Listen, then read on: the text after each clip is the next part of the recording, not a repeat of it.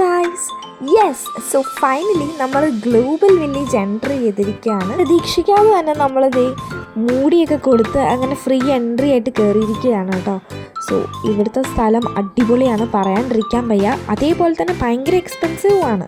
പിന്നെ നമ്മളിത് ഇവിടുത്തെ ഫ്ലോട്ടിംഗ് മാർക്കറ്റിലൊക്കെ പോയി, വളരെ അടിപൊളിയായിരുന്നു. അതുമാത്രമല്ല കേട്ടോ, വെറൈറ്റി ടൈപ്പ് ഫുഡുകളും അതേപോലെ തന്നെ പല പല രാജ്യങ്ങളും നമുക്ക് ഇതിനകത്തൂടെ തന്നെ നമ്മൾ വിസിറ്റ് ചെയ്യുകയും എക്സ്പ്ലോർ ചെയ്യുകയും ചെയ്തു.